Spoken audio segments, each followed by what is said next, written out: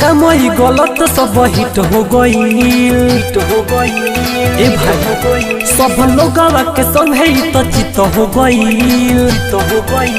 अरे सुना कमई गलत सब हिट हो गई सब लोग के संगे तो चित हो गई। आँख सब से केला ए याराबा आँख सब से केला वीडियो वायरल हो गई। आँख सबसे केला वीडियो वायरल हो गई।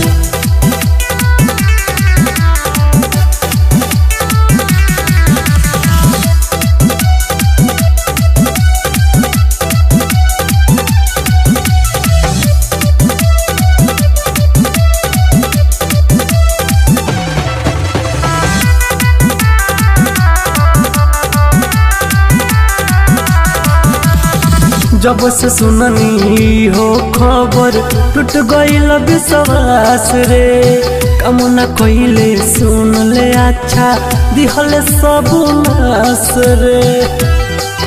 अरे भोजपुरी के माटी मिलल जब से सुननी हो खबर टूट गईल विश्वास रे कमुना कोइले सुन ले अच्छा दिहले सब नास रे। बोले झूठा हूँ के बताई तो फिट हो गईल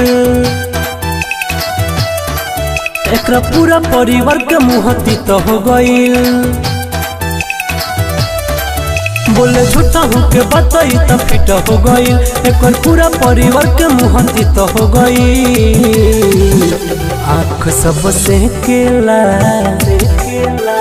ए भाई आँख सब से केला वीडियो वायरल हो गई। आँख सब से केला वीडियो वायरल हो गई।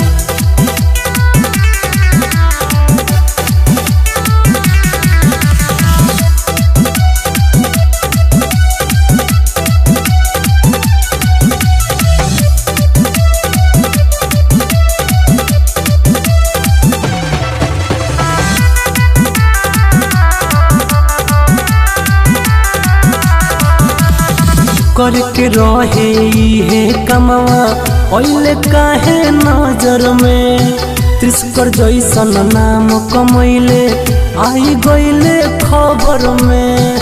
अरे बदनाम भइले करके रहे है कमावा ओइले काहे नजर में त्रिस्कर जैसन नाम कमैले आई गईले खबर में। कहे विकास बेजोर कंप्लीट हो गईल एहो राइटर दिनेश विवेक बड़ी ढिठ हो गईल। कहे विकास बेजोर कंप्लीट हो गईल अंग दिनेश विवेक बड़ी ढिठ हो गईल। आँख सब से केला ए भाई आँख सब से केला वीडियो वायरल हो गई। आँख सब से केला वीडियो वायरल